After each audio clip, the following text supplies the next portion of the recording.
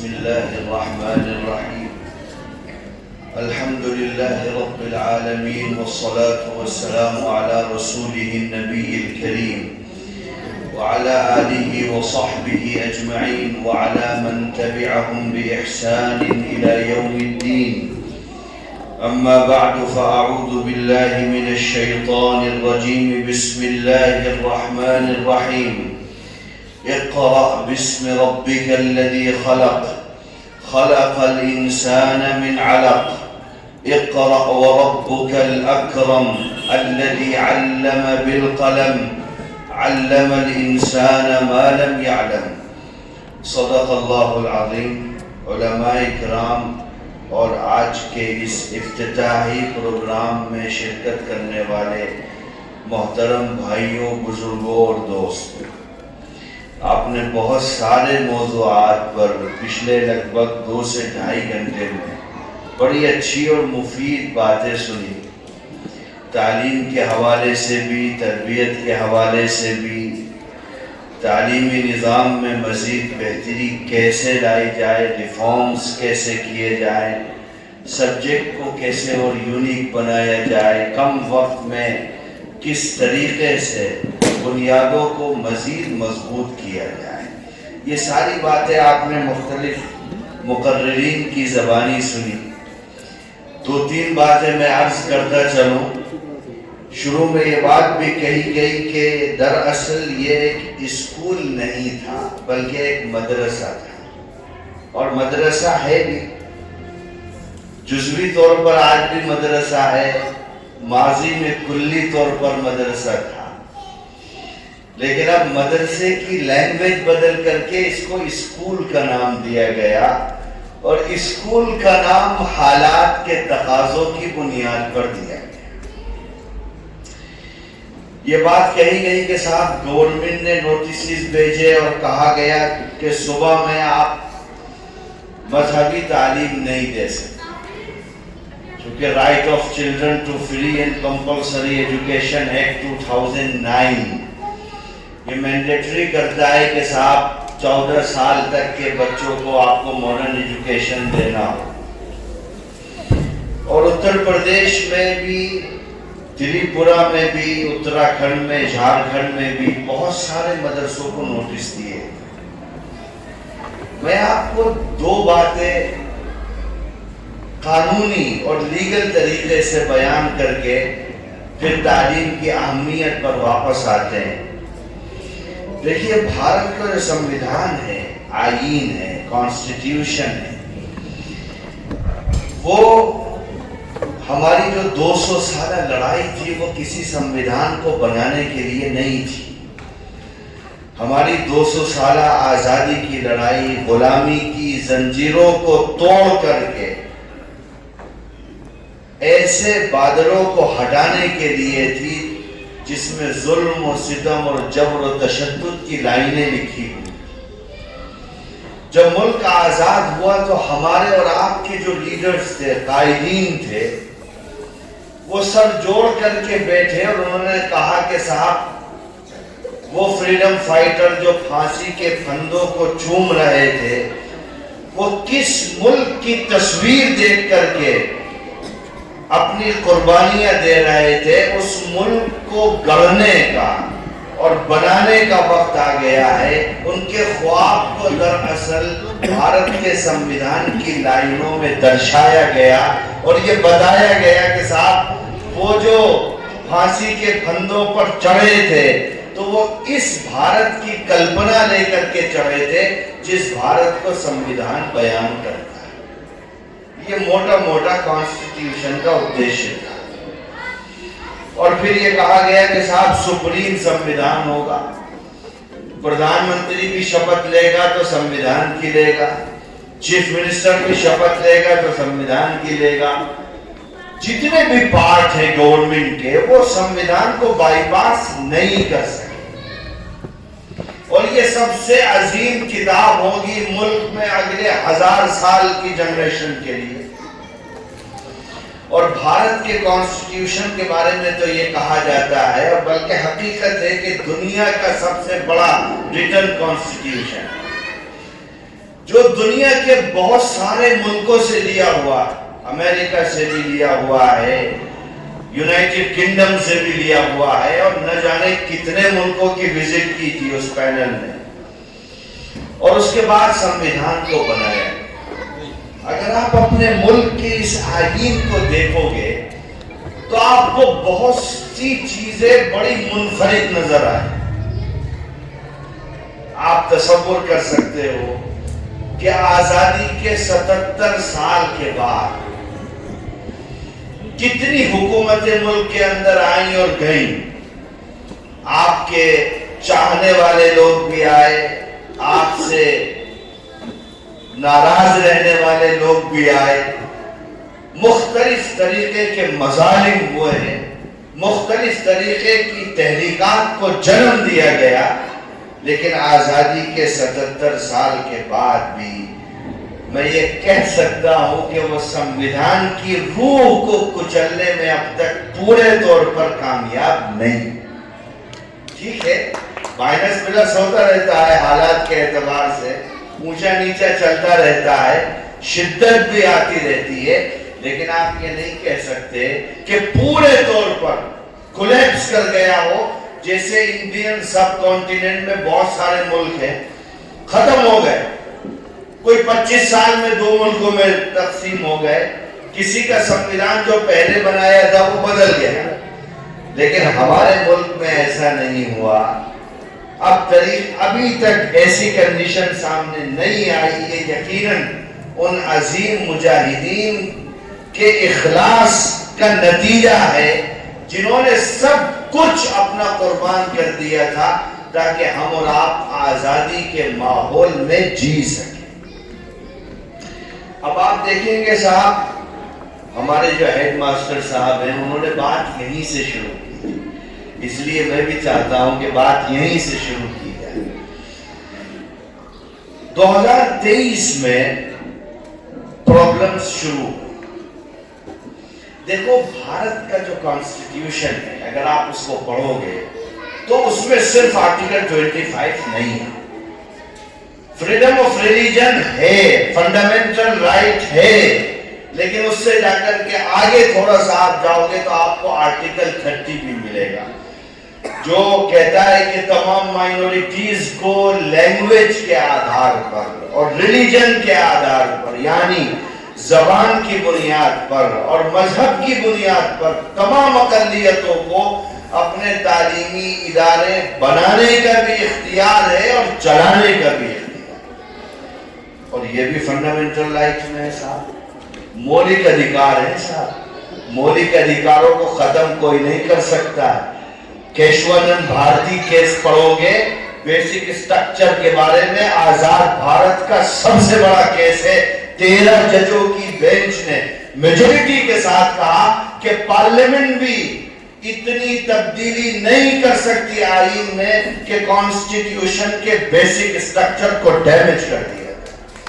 یہ تو کیشوانند بھارتی کی کیس میں کہا گیا ہے، اور یہ لائن ہے صاحب، کوئی نہیں کر سکتا، نہ اسمبلی کر سکتی ہے نہ پارلیمنٹ کر سکتی ہے، اور شکتیوں کو بھی محدود کر دیا۔ اب ہم جو بات کرتے ہیں مدارس کی، دیکھو مدرسے جو ہوتے ہیں ان کا کام ہوتا ہے ریلیجیسلی قوم کو ایک ایسا مواد دینا جو آنے والے سالوں میں مذہب کی اور مذہبی روایات کے تحفظ اور بقا کی ضامن۔ یہ کام ہے مدرسوں کا۔ میڈیکل کالج کا کیا کام ہے کہ قوم کو ڈاکٹر دینا۔ اگر آپ میڈیکل کالج میں جا کے کہو گے یار مجھے 2-4 مولانا چاہیے میڈیکل کالج میں، تو جو اس کا ذمہ دار ہوگا نا وہ آپ کو اٹھا کر کے باہر کھڑا کر دے گا، کہے گا صاحب کہاں مولانا میڈیکل کالج میں کہاں سے ملے، یہاں تو ڈاکٹر ملے۔ آپ کسی لا کالج میں جا کر انجینئر ڈھونڈو گے تو وہ کہے گا صاحب مینٹلی آپ ڈسٹرب ہو، آپ جاؤ کسی لا کالج میں جاؤ، وہاں لوئر ملے گا، وہاں انجینئر ملے گا، کسی انجینئرنگ کالج میں جاؤ۔ مدرسوں میں تو نہیں ملے گا نا، یا کسی لا کالج میں میڈیکل کا آدمی تو نہیں ملے گا۔ پریشانی کہاں ہے، پرابلم کہاں ہے اور سولوشن کیا ہے؟ ہمارے بڑوں نے ملک کی آزادی کی جب لڑائی چل رہی تھی تو 1857 کی وار میں ناکامی ہوئی. میں ابھی مولانا صاحب سے پوچھ رہا تھا کہ یہاں سے سیوہارا کتنی دور ہے. بتایا گیا بہت دور نہیں ہے، قریب. مجاہد ملت مولانا حفظ الرحمان سیوہانوی رحمت اللہ علیہ، وہ آزادی کی لڑائی کا ایسا کردار ہے کہ اگر بھارت کی آزادی کے اتحاد سے آپ مولانا حفظ الرحمان کو نکال دو تو بھارت کی آزادی کی تاریخ مکمل نہیں ہو سکتی. اور لوگ نہیں جانتے صاحب، ان کی خدمات کو نہیں جانتے. وہ آدمی سوکھی روٹی جیب میں رکھ کر کے جمعیت علماء کے سینٹرل آفس میں 24 گھنٹے فون پر رہتا تھا. جہاں بھی دنگے فساد ہوتے تھے ڈسٹرکٹ مجسٹریٹ سے بات کرتے تھے، گورنمنٹ آفیشیل سے بات کرتے تھے، اور بھوک لگتی تھی تو وہی سوکھی روٹی کھا کر پانی پی لیا کرتے تھے. اور آپ نہیں جانتے کانسٹیٹیوئنٹ اسمبلی کے بھی حصہ تھے مولانا حفظ الرحمان. وہ جماعت جس نے بھارت کا آئین بنایا، اس میں 2 بنیادی کردار علماء کے اگر تھے تو ایک امام الہند بھارت رتن مولانا ابوالکلام آزاد تھے، اور دوسرے مجاہد ملت مولانا حفظ الرحمان سیوہانوی. یعنی جس سنویدھان کی میں بات کر رہا ہوں نا، اس میں بھی مجاہد ملت کا کردار ہے. وہ قانون ساز اسمبلی کا حصہ تھے. اور کتنے مسلمان جانتے ہیں صاحب، اور عالم تھے. اس کی کتاب پڑھ لیجئے، ایسی غضب کی اردو اور معلومات تھی، شاید 100 سال میں کوئی ایسا آدمی پیدا ہوتا ہو. تو یہ تو یاد آ گیا آپ کے اس علاقے کی نسبت سے مجاہد ملت کی بات. میں عرض یہ کر رہا تھا کہ صاحب جب 1857 کی وار ہوئی اور مسلمانوں کو اس میں ناکامی ہوئی تو جو علماء تھے وہ میدان سے باہر چلے گئے، چھپ گئے. چونکہ یہ بات کہی گئی تھی کہ صاحب جو بھی آزادی کی لڑائی کی شمع جلائے گا برٹش گورنمنٹ کی طرف سے اس کو جیلوں میں ڈال دیا جائے گا، مار دیا جائے گا، نرمم ہتیائیں کر دی جائیں. لیکن اس کے بعد علماء نے دیکھا کہ بھائی جو لوگ جن کے باپ دادا بھارت کو آزاد کرانے کے لیے انگریزوں کے انیائے کے نتیجے میں اپنی جان دے بیٹھے، ان کے بچے کانوینٹ اسکولوں میں جا رہے ہیں، برٹشرز کے بنائے ہوئے اسکولز میں جا رہے ہیں، پڑھ رہے ہیں. اور برٹشرز یہ کہہ رہے ہیں صاحب ہم فری آف کاسٹ ایجوکیشن دیں گے، آپ کو ڈریسز بھی دیں گے، سلیبس بھی دیں گے، اور پڑھائی کے بعد آپ کو اچھی نوکری بھی دیں گے. تو انہوں نے دیکھا کہ بھائی جو اتنے بڑی تعداد میں فریڈم فائٹرز ان لوگوں سے لڑتے لڑتے دنیا سے چلے گئے، انہوں نے مارا ہے انہیں، ان کے بچے ان کے اسکول میں پڑھ رہے ہیں. تو علماء نے اور اس وقت کے دانشوران قوم و ملت نے جو چٹائی پر سوتے تھے ایک مدرسے کی بنیاد رکھی اور قوم سے کہا کہ آؤ ہم آپ کو فری آف کاسٹ ایجوکیشن دیں گے، آپ سے پیسہ نہیں لیں گے، کتابیں بھی ہم دیں گے، مہینے کا خرچہ بھی ہم دیں گے. ایک گورنمنٹ کے لیے تو یہ اعلان کرنا بہت آسان تھا، لیکن ان غریب بے سہارا علماء کے لیے جن کے پاس اپنا پیٹ بھرنے کے لیے روٹی نہیں تھی، یہ سارے ملک میں نکل گئے اور قوم کے سامنے ہاتھ پھیلا دیے. اور برٹش گورنمنٹ کی اس پالیسی کو ان مدارس کے وجود کے ذریعے سے فیل کر کے اور پھر ان کی اولاد کو اگلے 20 سال میں ملک کی آزادی کے لیے دوبارہ تیار کیا. یہ بیسک ریزن تھا مدارس کو بنانے. وہ تو 47 کے بعد جب مقصد ختم ہو گیا تو یہ ہوا کہ بھائی ریلیجن کو بھی تو بچانا ہے، مذہب کی بھی تو تعلیم دینی ہے، تو آپ ایک کام کرو کہ ان کو خالص مذہبی شکشا کا کیندر بناؤ. اب آپ کو بہت لوگ گیان دیتے ہوں گے صاحب مدرسوں میں یہ ہونا چاہیے، مدرسوں میں ریفارم ہونے چاہیے، مدرسوں میں ایسا ہونا چاہیے، آپ اپنے پورے علاقے میں مسلم بیلٹ ہے یہ، آپ اپنے قصبوں میں چلے جاؤ اور دیکھو کہ مدرسوں میں کتنا پرسنٹ مسلم کمیونٹی کے بچے آتے ہیں۔ اور یہ کوئی راکٹ سائنس نہیں ہے، میں جو بات بول رہا ہوں کسی کے سمجھ میں نہ آئے، کہ آپ ایک موٹر سائیکل اٹھاؤ نکل جاؤ 25 کلومیٹر اور جاؤ دیکھو کہ ہر گھر میں جا کے پوچھو بھائی تمہارے کتنے بچے مدرسے میں مکتب کی بات نہیں کر رہا ہوں، مکتب تو ہر بچہ جاتا ہے بھائی، صبح میں اسکول میں پڑھتا ہے، شام مکتب نام ہے، ماڈرن لینگویج میں کہو گے تو یہ ٹیوشن سینٹر ہے۔ میں جس سسٹم کی بات کر رہا ہوں وہ مدرسے ہیں، تو آپ کو معلوم ہوگا صاحب 1% سے 1.5% بچے مشکل سے مدرسوں میں جاتے ہیں۔ اب ہماری قوم کے کچھ لوگوں کا سارا گیان جو اترتا ہے نا وہ انہی 1 سے 1.5% طبقے کے لیے اترتا ہے۔ کہا صاحب ان میں سے ڈاکٹر نکلنے چاہیے، ان میں سے انجینئر آنے چاہیے، ان میں سے بڑے بڑے IAS اور IPS پیدا ہونے چاہیے۔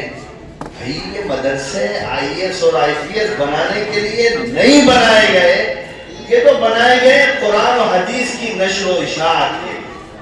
آپ بتاؤ آج کوئی آدمی کہہ سکتا ہے کہ صاحب میرا باپ مر گیا، اس کی جنازے کی نماز پڑھانے والا کوئی آدمی نہیں ملا، میں نے اس کو ایسے ہی دفن کر دیا۔ شریعت کہتی ہے صاحب بیٹا پڑھائے باپ کی نماز جنازہ۔ میں بھی پڑھاؤں گا نا کسی کی تو پوچھوں گا بھائی صاحب اجازت ہے پڑھا سکتے ہیں، بغیر اجازت کے پڑھا دیا تو بیٹے کو اختیار ہوگا دوبارہ نماز جنازہ کرائے گا۔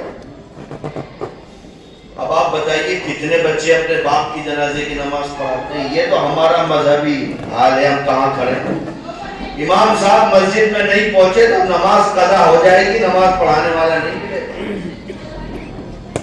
حج کے مسائل نہیں بتائے نا یہاں پر کیمپ لگا کر کے، تو آدمی لگتا ہے پتہ نہیں مکے اور مدینے میں گھوم پھر کے آ جائے گا۔ ہمارا ریلیجیس ایجوکیشن کا جو اسٹیٹس ہے وہ یہاں پاتال میں پہنچا ہوا ہے، اور ہم اس ریلیجیس ایجوکیشن کے جو سینٹر ہیں ان کو گیان دیتے ہیں صاحب ڈاکٹر آپ کے ہاں سے نکال۔ ہماری اوقات نہیں ہوتی کہ ہم کسی میڈیکل کالج میں جا کے کہیں کہ بھائی صاحب 2-4 حافظ اور مولانا بھی پیدا کر دو۔ کسی انجینئرنگ کالج میں جا کر ہم یہ بات نہیں کہتے۔ ریفارمز ہونے چاہیے۔ دیکھو حالات کے ساتھ میں جب تک آپ اپنے اندر تبدیلیاں نہیں لاؤ گے آپ سماج کی مکھیہ دھارا میں نہیں آ سکتے۔ لیکن ریفارمز اتنے ہوں کہ مدارس کی سول اور روح ختم ہو جائے، اس کو منظور نہیں کیا جا سکتا۔ تو دراصل مدرسوں کو اس لیے بنایا گیا، اور مدرسوں نے 100% سکسیسفلی اپنا کام کیا۔ بھارت میں آج کوئی مسجد ایسی نہیں ہے جس کا متولی یہ کہہ دے کہ صاحب میری مسجد میں نماز اس لیے نہیں ہوتی کہ مجھے کوئی امام نہیں ملا۔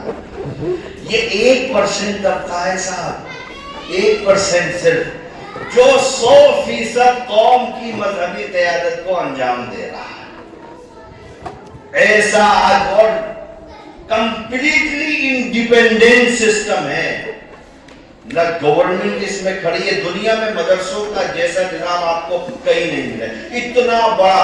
آپ اگر اس کو فائنینشلی دیکھو گے تو 1000 کروڑ سے اوپر کا بجٹ ہے پورے بھارت کے مدرسوں کا، 1000 کروڑ سے اوپر کا بجٹ ہے ایئرلی۔ اب بتاؤ نہ کوئی گورنمنٹ کی مدد ہے، نہ کوئی سرکار کی مدد ہے، نہ کسی ایک گروپ کی مدد ہے۔ قوم اپنے محنت اور مشقت سے جو پیسہ حاصل کرتی ہے وہ ان مدارس کو دیتی ہے، اور اس سے یہ آنے والی نسلوں کے دین و ایمان کی حفاظت کا سامان تیار کرتے ہیں۔ یہ مول ادیشیہ ہے مدرسوں کا۔ بھائی میں نے 2018 سے میں فراغت کی، اس کے بعد میں چلا گیا جوہانسبرگ، میں نے وہاں پڑھا، اس کے بعد میں نے لکھنؤ یونیورسٹی میں پڑھا، تو مجھے کوئی پریشانی تو نہیں ہوئی یہاں تک پہنچنے میں۔ آج میں بھارت کی سب سے بڑی عدالت میں پریکٹس کر رہا ہوں، تو مجھے تو مدرسے کی تعلیم نے روکا نہیں بلکہ میرے اسٹیٹس کو اور بڑھا دیا۔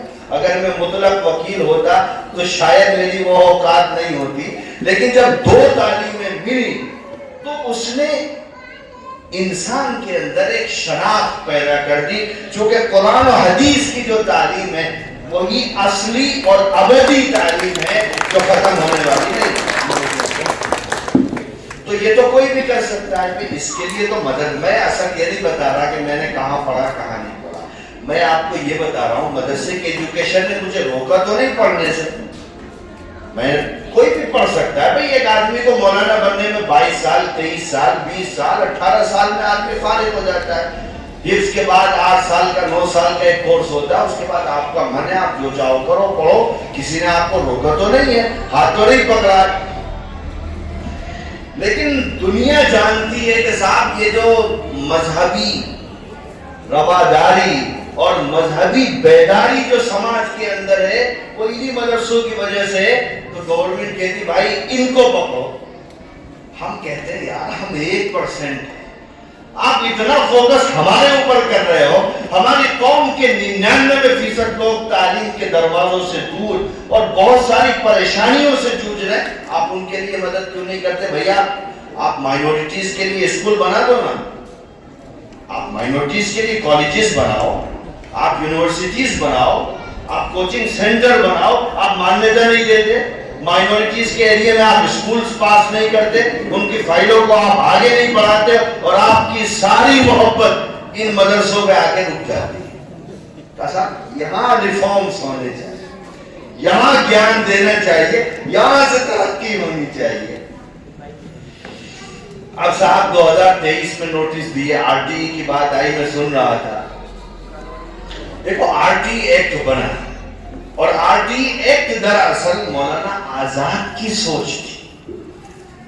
مولانا آزاد بھارت کے پہلے شکشا منتری تھے، شدھ عالم تھے، خالص عالم تھے اور غضب کے عالم تھے، ایسے لوگ بھی کم ہوتے ہیں۔ ان کی آپ تفسیر پڑھ لیجئے تو آپ کو پتہ چلے گا، سورہ فاتحہ کی تفسیر 500 صفحے میں لکھی ہے۔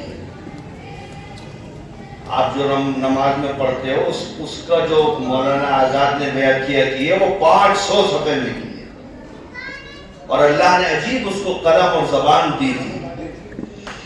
تو مولانا آزاد نے اس وقت پرائم منسٹر کو کہا تھا کہ بھائی آپ رائٹ ٹو ایجوکیشن کو فنڈامنٹل رائٹ بنا دو، مولک ادھیکار میں لاؤ، چونکہ جب تک آپ تعلیم کو عام نہیں کر سکتے اور اسٹیٹ کی رسپانسبلٹی نہیں کر سکتے، کہ گورنمنٹ کی ذمہ داری ہے کہ وہ 6 سے 14 سال تک کے بچوں کو اٹھائے اور ان کو تعلیم کے دروازوں تک لے کر جائے، تو کیبنٹ نے کہا مولانا صاحب بجٹ نہیں ہے، کہاں سے سرکار اسکول بنائے گی، کہاں سے آپ اس کو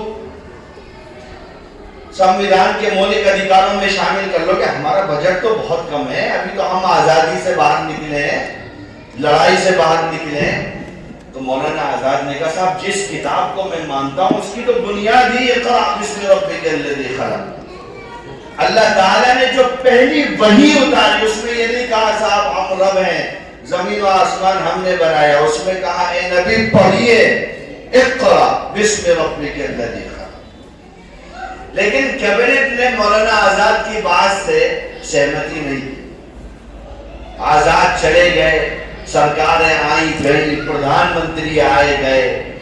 2009 میں تتکالین پردھان منتری ڈاکٹر منموہن سنگھ نے لوک سبھا میں کھڑے ہو کر کے یہ کہا تھا کہ اگر آزاد کے اس سپنے کو جو انہوں نے 1947 میں دکھایا تھا اگر اس کو مان لیا جاتا تو بھارت شکشا کے چھیتر میں یورپ کے ساتھ میں کھڑا ہوتا، لیکن کسی وجہ سے ہم نہیں مان سکے۔ آج بھارت کا پردھان منتری سمویدھان میں امینڈمنٹ کر کے بھارت کی پارلیمنٹ آرٹیکل 21 کلوز اے کو بڑھا کر کے رائٹ ٹو ایجوکیشن کو سمویدھان کے مولک ادھیکاروں میں شامل کیا گیا۔ یہ مولانا آزاد کی سوچ تھی۔ تو صاحب یہ آر ٹی ایکٹ یہاں سے آتا ہے۔ اب جب آر ٹی ایکٹ آیا تو ہمارے علماء نے اس میں یہ بات کہی کہ صاحب اس سے مدرسوں کو باہر کیا جائے، چونکہ مدرسوں کا جو نظام ہے وہ اس سے ٹکراتا ہے، اور مدرسوں کو آپ باؤنڈ نہیں کر سکتے چونکہ ڈائریکٹلی کانسٹیٹیوشن مدرسوں کو پروٹیکٹ کرتا ہے۔ تو کپل سبل صاحب بڑے مشہور وکیل ہیں، اس وقت وہ لا منسٹر تھے، انہوں نے کہا نہیں صاحب ہم مدرسوں کو اس میں باہر کر دیں۔ تو جمعیت کے لوگوں نے کہا نہیں صاحب آپ آج بیٹھے ہو کل آپ نہیں ہوگے، آپ پارلیمنٹ میں امینڈمنٹ لاؤ کہ مدرسے اس سے باہر ہیں، اور سرکار اس میں کچھ نہیں کر سکتی چونکہ مدرسوں کا پروٹیکشن ڈائریکٹلی سمویدھان کے تھرو ہو رہا ہے۔ چنانچہ 2012 میں امینڈمنٹ کیا اور کہا گیا پارلیمنٹ سے کہ nothing contained shall apply to madrasas and ویدک پاٹھشالاس، کہ اس RTE کا کوئی بھی دفعہ مدرسوں پر اور ویدک پاٹھشالاؤں پر لاگو نہیں ہوگی، کیونکہ مدرسوں کو چلانے اور بنانے کا حق بھارت کا سمویدھان ڈائریکٹلی مائنورٹیز کو دیتا ہے۔ اچھا صاحب بات یہاں ختم نہیں ہوئی، اس امینڈمنٹ کو چیلنج کیا گیا سپریم کورٹ میں، کہا گیا صاحب بیسک اسٹرکچر کو ڈیمیج کرتا ہے، آرٹیکل 15 کا وائلیشن کرتا ہے۔ تو 2014 میں Pramati educational and cultural trust versus union of India, پڑھئے گا آپ اس کیس لوز کو، سپریم کورٹ کی 5 ججوں کی بینچ نے یہ کہا کہ RTE ایکٹ میں 2012 کا جو امینڈمنٹ تھا وہ سمویدھان کے بیسک اسٹرکچر کو ڈیمیج نہیں کرتا، مدرسوں کو اور ویدک پاٹھشالاؤں کو اس ایکٹ سے باہر رکھا جائے گا۔ اس امینڈمنٹ پر پارلیمنٹ کے بھارت کے سرووچتم نیایالے نے مہر لگا، 2014 میں یہ بات ختم ہو گئی۔ لیکن اس کے بعد پھر یوپی کے حالات بدلے، گورنمنٹ بدلی، سرکاریں آئیں، انہوں نے مدرسوں کو ٹارچر کیا، ٹارگیٹ کیا، اور کہا صاحب آپ صبح میں نہیں پڑھا سکتے۔ بھائی کیوں نہیں پڑھا سکتے؟ بھائی آپ طے کرو کہ ہمیں اپنے بچوں کو کیا پڑھانا ہے، رائٹ ٹو چوائس کا سمویدھان میں نہیں ہے، مجھے اپنے بچے کو کیا پڑھانا ہے میں طے کروں گا، کوئی راجیہ سرکار یا کیندر سرکار نہیں طے کرے۔ ہم لوگ کورٹ میں گئے، NCPCR والے مسئلے میں کورٹ میں گئے، سپریم کورٹ نے ڈی وائی چندرچوڑ جی نے تمام نوٹسز کو اسٹے کر دیا۔ پھر ہم الہ آباد میں گئے، لکھنؤ ہائی کورٹ میں گئے، اور تمام کیسز میں ہم کو کامیابی ملی۔ اسٹیٹس کورٹ اور سپریم کورٹ نے اسپشٹ روپ سے یہ بات کہی کہ آپ مدرسوں کو مانیتا پر مجبور نہیں کر سکتے، آپ مدرسوں کو اس بات پر مجبور نہیں کر سکتے کہ وہ اپنے بچوں کو صبح میں اسکول بھیجیں اور دوپہر میں مدرسوں میں پڑھائیں۔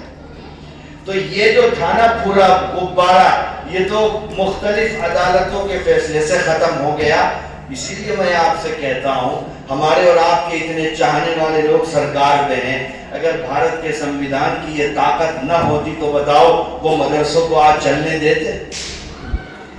یہ مولانا حفظ الرحمان صاحب کو پڑھ کے کبھی بخش دینا، یہ ان کی خدمات کا نتیجہ ہے کہ آزادی کے 77 سال کے بعد آج بھی مدارس اسی آن بان شان کے ساتھ اپنی خدمات پیش کر رہے ہیں قوم کے لیے، جس لائن پر ان کے اکابرین نے ان کو ڈالا تھا۔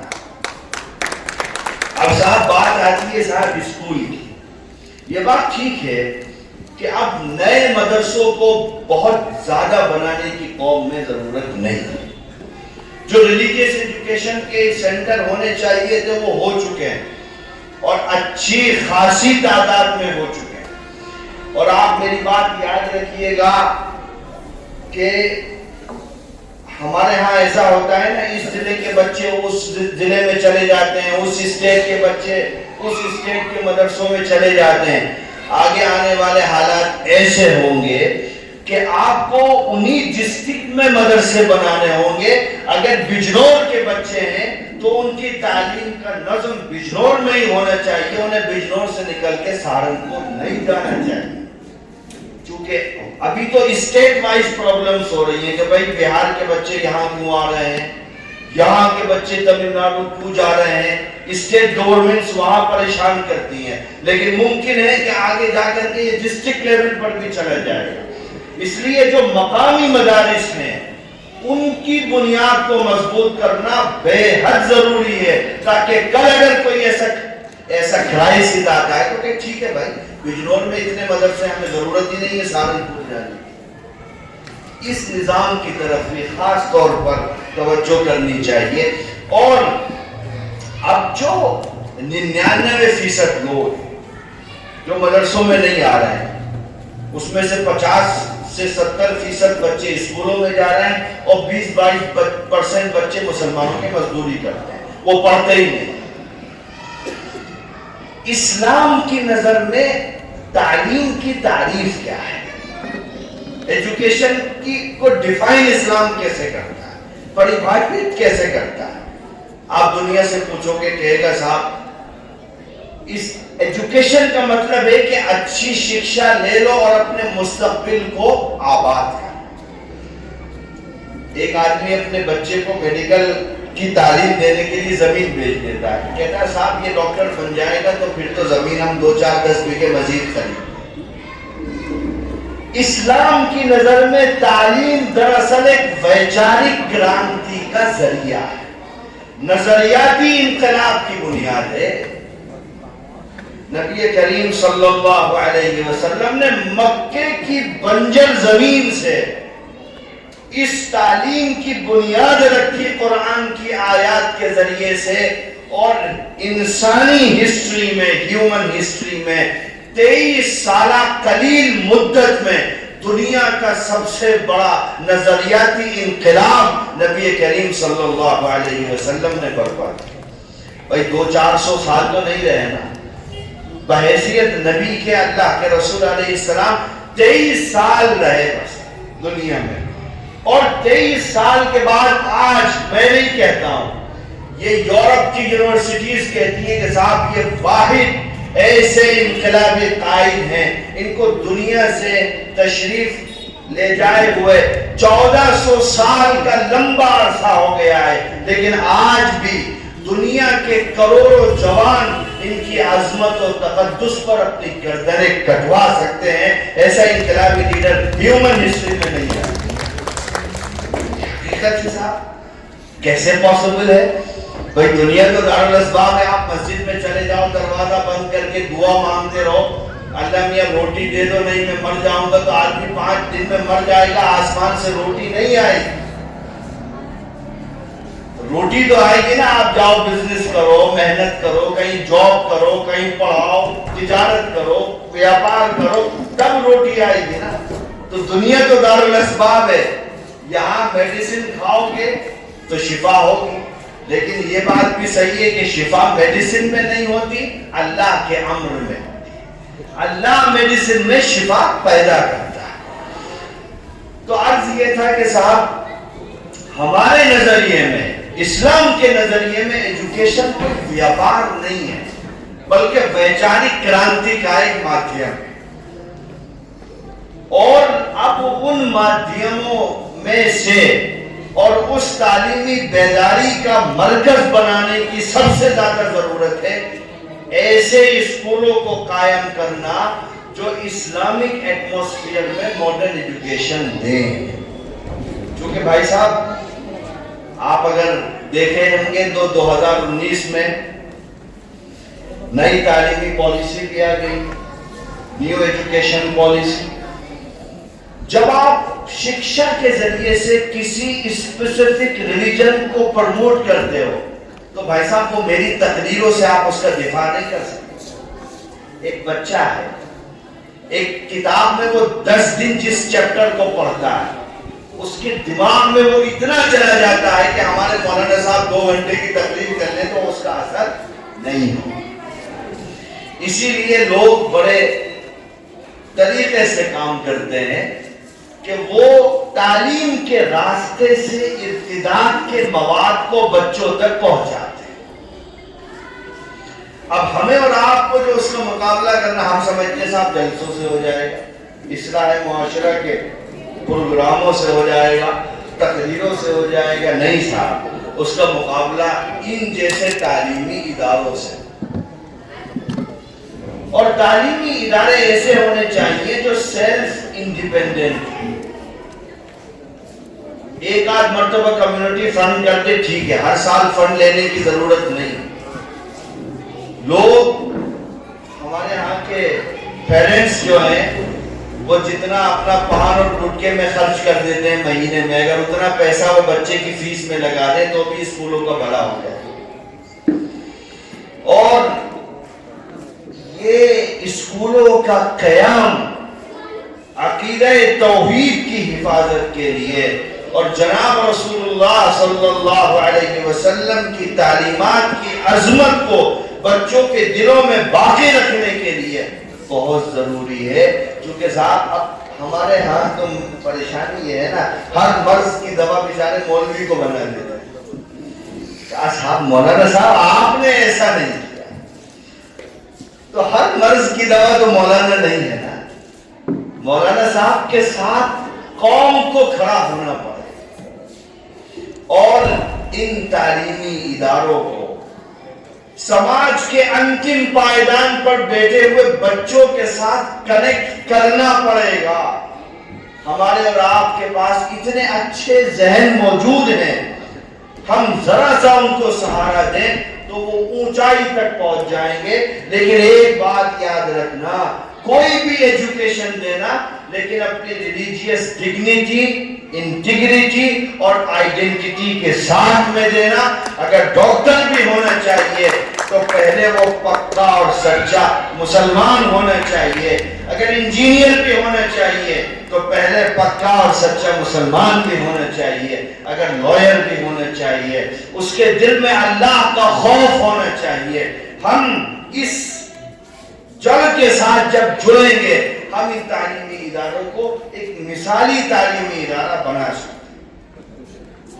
اس لیے آپ بچوں کو ہر جگہ، مدرسوں میں بھی، چاہے آپ جو بچے اسکولوں میں جاتے ہیں آپ ان کے لیے ٹیوشن کا سینٹر بنا سکتے ہیں۔ شام میں آپ ان کو بلائیے کہ ٹھیک ہے صاحب ہم ہوم ورک کرائیں گے، اور ہوم ورک کے ساتھ میں ہم قرآن بھی پڑھائیں گے، ہوم ورک کے ساتھ میں ہم حدیث شریف بھی آپ کو پڑھائیں گے۔ اور یہ اسکول جو ہے نا، ان کو تھوڑا سا اسٹیٹس کو آپ کو بلند کرنا۔ جیسے ابھی میں سن رہا تھا کہ صاحب کوئی صاحب مجھے بتا رہے تھے کہ فلاں اسکول ہے جس میں 99% مسلمز ہیں۔ اور دیکھو پولیٹیکلی اویئر ہو کر کے کام کرنا پڑے گا، خاموشی کے ساتھ میں۔ زیادہ ڈھول باجا آپ بجائیے گا تو عمارت کھڑی ہونے سے پہلے مصیبتیں آ جائیں۔ پیسفلی، خاموشی کے ساتھ میں اپنے کام کو آپ کریے، اور آپ جب کوالٹی آف ایجوکیشن دو گے، ایک نہیں، دو نہیں، 3 سال کے اندر حالات پلٹیں گے، اور وہ بچے جو آپ کے ہیں، آپ کی کمیونٹی کے ہیں، جن کے مذہبی عقائد کو نقصان پہنچایا جا رہا ہے، وہ 3 سال کے بعد مجبور ہوں گے کہ وہ آپ کے پاس واپس آئیں۔ لیکن اس جیسا ایٹماسفیئر تیار کرنا یہ آپ کی ذمہ داری ہے۔ اگر آپ یہ کام نہیں کرتے ہو تو صاحب آنے والی جنریشن آپ کو معاف نہیں کرے گی۔ اگر یہ مسجدیں آج کھڑی ہوئی ہیں، میرے سر پر ٹوپی اور چہرے پر داڑھی ہے، بچے مدرسوں میں قرآن پڑھ رہے ہیں، تو یہ میرا اور آپ کا کنٹریبیوشن نہیں ہے، یہ ان علماء کی خدمات کا نتیجہ ہے جنہوں نے سب کچھ اپنا اس ماحول کے لیے قربان کیا۔ اب ہمیں کچھ کرنا ہے آنے والی نسل۔ اس لیے ان تعلیمی اداروں کو مضبوط کریے، اور جگہ جگہ اسکول بھی کھولے جائیں اور بیسک ایجوکیشن کو بہت مضبوط کیا جائے، لوگوں بچوں کی فکری اور ذہنی تربیت کی جائے، اسلام کے بارے میں پھیلی ہوئی غلط خبروں سے لوگوں کو روشناس کیا جائے، یہ بتایا جائے کہ صاحب اسلام ویمن امپاورمنٹ کی بات بھی کرتا ہے، مہیلا سشکتی کرن کی بات بھی اسلام بھیا۔ اسلام جب حضور صلی اللہ علیہ وسلم تشریف لائے تو کیا ہوتا تھا مہیلاؤں کے ساتھ؟ یہ میں کہہ رہا ہوں، مسلمان ہوں اس لیے صحیح کہہ رہا ہوں، نہیں، آپ اس دور کے ہسٹورین کو پڑھو گے، جو نان مسلم ہسٹورین تھے آپ ان کو پڑھو گے۔ قرآن تو کہتا ہے وَإِذَا الْمَوْءُودَةُ سُئِلَتْ بِأَيِّ ذَنبٍ قُتِلَتْ، ایک بچی کو زندہ دفن کر دیا جاتا ہے۔ اب اسلام نے کیا کہا؟ یعنی ایک لڑکی کو نفرت کا سمبل بنا دیا گیا تھا. حضور تشریف لائے, فرمایا بھائی سنو, جو شخص 3 بچیوں کی پرورش کر کے خیر کے ساتھ میں ان کو ان کے گھر بھیج دے گا, اللہ اس پر جہنم کو حرام کر دے گا اور جنت اس پر لازم کر دے گا. اسلام نے اسی بچی کو کامیابی کا اور سکسیس کا سمبل بنا دیا جس بچی کو وہ لوگ نفرت کا اور ناکامی کا معیار سمجھتے. بتاؤ یہ بیچاری کرانتی نہیں. اس کے بعد جب وہ بچی بڑی ہوئی تو حضور نے فرمایا شوہر سے, بھائی دیکھ تو اس کے ساتھ بھلائی کرے گا ڈبل اجر و ثواب ملے گا, کسی اور کے ساتھ کرے گا تو سنگل ملے گا. اور وہی لڑکی جب ماں بنی, دیکھو تینوں اسٹیج میں ویمن امپاورمنٹ کی بات ہے, وہ بچی ماں بنی تو حضور نے فرمایا جوان سے کہ بھائی تو جنت دنیا میں کہاں تلاش کرتا ہے, ہم نے تیری ماں کے قدموں کے نیچے جنت ہے. اب آپ بتائیے صاحب اس سے زیادہ ویمن امپاورمنٹ کی بات کیا ہے. لاسٹ سرمن آف پروفٹ محمد صلی اللہ علیہ وسلم, حجۃ الوداع کو سنو صاحب. ایک لڑکی کو کہا گیا صاحب رائٹ ٹو ایبسولوٹ آنرشپ باپ کی پراپرٹی میں اسلام نے لڑکی کو. آپ بات کرتے ہیں مہیلا سشکتیکرن کی, اسلام نے کہا صاحب باپ کے مرنے کے بعد بچی کو اس کی وراثت میں حصہ ملے گا, جو نہیں دے گا وہ مجرم ہوگا اسلام کی نظر. اور یہ آج نہیں کہا, اس وقت کہا صاحب. بہت ساری چیزیں میں نہیں بولنا چاہتا چونکہ باتیں پھر بہت آگے تک چلی جاتی ہیں. ہم نے 1400 سال پہلے کیا, اور ان 1400 سال میں ویمن امپاورمنٹ کے نام پر اور مہیلاؤں کے ساتھ اتیاچار اور انیائی کے نام پر کہاں کیا کیا ہوا ہے سب اتہاس میں درج ہے, آپ دیکھ سکتے ہیں. تو صاحب بہت ساری چیزیں, بڑی لمبی داستان ہے, دیر بھی ہو جائے گی. خیر یہ چیزیں ہیں. آپ تو کہتے ہیں آپ مانو ادھیکار کے خلاف, یہ بھی تو کہتے ہیں نا اسلام مانو ادھیکار کے خلاف, اسلام سوشل ویلفیئر سسٹم کے خلاف. تو یہ چیزیں سماج کے اندر جب تک آپ ان کو ایڈریس نہیں کرو گے, بتاؤ گے نہیں, آپ کے بچوں کے ذہنوں میں اگر یہ چلی جائیں گی تو آپ ان کو پھر 20 سال کے ہونے کے بعد نہیں سمجھا سکتے. آپ سمجھاؤ کہ بھائی حجاب عورت کے لیے تباہی اور بربادی کا ذریعہ نہیں ہے, بلکہ حجاب تو عورت کی عزت و ناموس کا ذریعہ. اسلام کے جو بیسک رائٹس ہیں ویمن کے لیے, آپ ان کو پڑھو صاحب. قرآن کی ایک سورت کا نام ہی سورہ نساء ہے. اب آپ بتائیے ہم ویمن امپاورمنٹ کی بات نہیں کریں گے تو کون کرے. اس لیے یہ چیزیں ایسی ہیں جو موجودہ دور میں اسلام فوبیا, اسلام کے خلاف. اور آپ نے دیکھا نا جو لوگ مانو ادھیکار کی بات کرتے ہیں ان کا گھناؤنا چہرہ ایپسٹین فائل نے ساری دنیا کے سامنے. بتائیے آپ صاحب, یہ مانو ادھیکار کی بات کرتے ہیں, یہ ویمن امپاورمنٹ کی بات کرتے ہیں, یہ مہیلا سشکتیکرن, ہزاروں بچیوں کے قاتل اور ان کے ساتھ ریپ کرنے والے اگر وہ مجھے اور آپ کو مانو ادھیکار کا گیان دیتے ہیں, بتاؤ اس سے بڑی جہالت اور بربادی کیا ہو سکتی. تو صاحب یہ آپ کو دیکھنا پڑے گا, اور یہ ادارے ہی انقلاب لا سکتے ہیں. اللہ تعالیٰ اس ادارے کو مزید آگے بڑھائے, اس میں کام کرنے والے جو ذمہ داران ہیں ان کو بھی اللہ تعالیٰ قوت دے, ہمت دے, طاقت دے, اور یہ اس علاقے کی آنے والی نسلوں کے روشن مستقبل کا ضامن ہو. انہی الفاظ کے ساتھ میں اپنی بات کو ختم کرتا ہوں. وآخر دعوانا